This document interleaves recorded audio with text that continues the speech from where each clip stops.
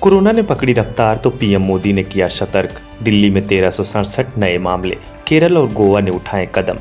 देश में कोरोना के बढ़ते मामलों को देखते हुए राज्य सरकारों ने कदम उठाने शुरू कर दिए हैं। केरल में सार्वजनिक जगहों पर मास्क पहनना अनिवार्य कर दिया गया है, जबकि गोवा में मास्क पहनने की सलाह दी गई है। कोविड-19 वैक्सीन की दूसरी और एहतियाती खुराक के बीच अंतर को 9 महीने से घटाकर 6 महीने कर सकती है सरकार।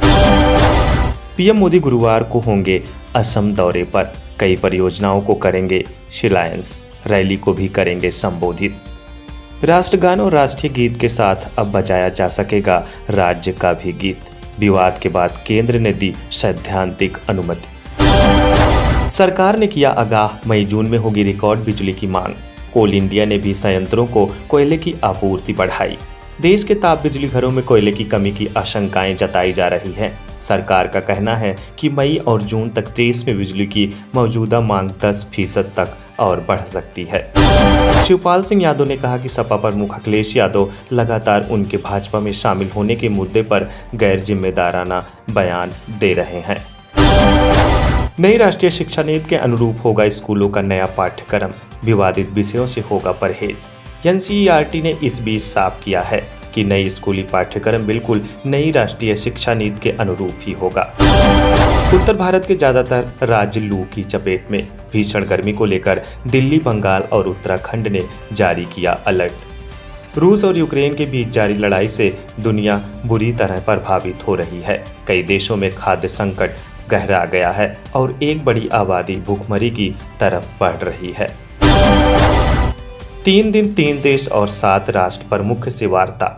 मई के पहले हफ्ते में फ्रांस, जर्मनी और डेनमार्क जाएंगे प्रधानमंत्री मोदी। विदेश मंत्री एस जयशंकर ने बुधवार को कहा कि भारत अपनी शर्तों पर दुनिया के साथ बातचीत करेगा।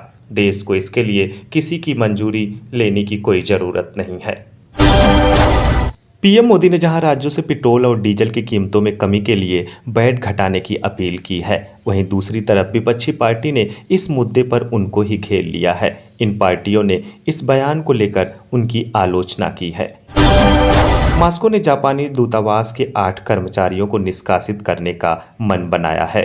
रूसी विदेश मंत्रालय की ओर से जारी एक बयान में कहा गया कि जापानी दूतावास के निष्कासित किए गए कर्मचारियों को 10 मई तक रूस छोड़ने के लिए निर्देश दिए गए हैं। सूबे के मुख्यमंत्री भगवंत मान, राज्यपाल समेत अकाली नेताओं को जैश ए मोहम्मद की ओर से बम से उड़ाने की धमकी मिली है। नौसेना प्रमुख हरि कुमार बोले, समुद्री सुरक्षा सुनिश्चित करना किसी एक देश के लिए लगभग असंभव है। 2024 के आम चुनाव में पार्टी की संभावनाओं पर भरोसा जताते हुए एंटनी ने कहा कि कांग्रेस जमीनी स्तर पर संगठन को मजबूत करने के लिए एक रोड मैप तैयार कर रही है।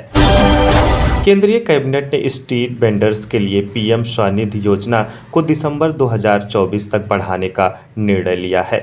वहीं उर्वरकों की दर पर प्रति बैग 50% से ज़्यादा सब्सिडी बढ़ाने की तैयारी की और कुल 60,939 करोड़ की सब्सिडी देने का निर्णय लिया है। केंद्र सरकार ने 10 राज्यों में 2542 टावरों को 2G से 4G में अपग्रेड करने का फैसला लिया है।